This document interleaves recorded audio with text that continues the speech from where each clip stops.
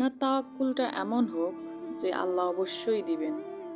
আপনার তাওয়াক্কুলটা এমন না হোক যে আল্লাহ দিবেন কি দিবেন না, এই সন্দিহানের মধ্যে কখনোই থাকবেন না।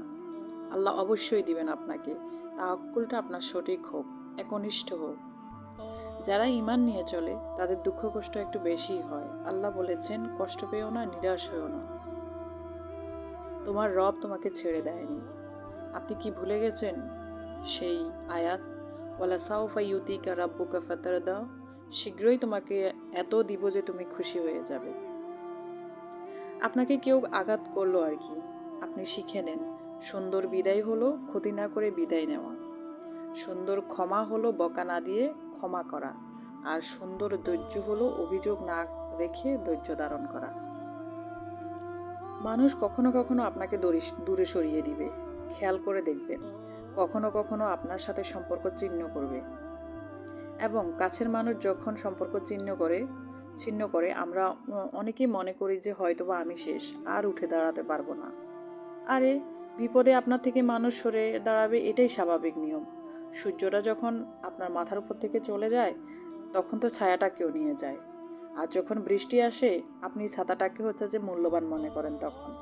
যখন বৃষ্টি চলে যায় আপনি ছাতাটাকে ঘরের এক কোণে ফেলে রাখেন। এটা ধুলোবালিতে আস্তরণ পড়ে যায়। এই দুনিয়াতেই কিছু মানুষ আছে ঠিক তেমনই, মনে রাখবেন, যারা আপনাকে ভালোবাসে।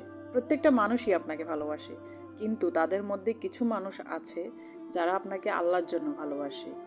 আর কিছু মানুষ আছে যারা আপনাকে স্বার্থের জন্য ভালোবাসে। যেখানে স্বার্থই থাকে না সেখানে আপনাকে আর কেন ভালোবাসবে? এই সহজ হিসাবটা আপনি কেন বুঝতে পারেন না? যতক্ষণ না আপনি এই সহজ হিসাবটা বুঝতে পারবেন ততক্ষণ আপনার জন্য জীবন কঠিন। সহজ হিসাবটা যেদিন আপনি বুঝতে পারবেন সেদিনই আপনার জন্য সব কিছু সহজ হয়ে যাবে, এবং আল্লাহ আপনাকে কেন এই কঠিন পরিস্থিতিতে ফেলেছে সেটা আপনার জন্য সমীকরণটা সহজ হয়ে যাবে। সুতরাং আমাদের মনে রাখতে হবে, আমাদের সকল চাওয়া পাওয়া আশা আকাঙ্ক্ষা হিসাবটা মানুষের কাছ থেকে নয়, হবে আল্লাহর কাছ থেকে। এবং মানুষকে আমরা ভালোবাসবো শুধু আল্লাহর জন্য।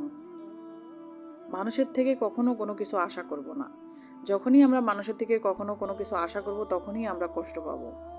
আমরা আল্লাহর কাছে চাইব, এবং মানুষের থেকে আমরা কোনো কিছুই আশা করব না, যারা পরিমাণ কোনো কিছু আশা করব না, আল্লাহর কাছেই চাইব।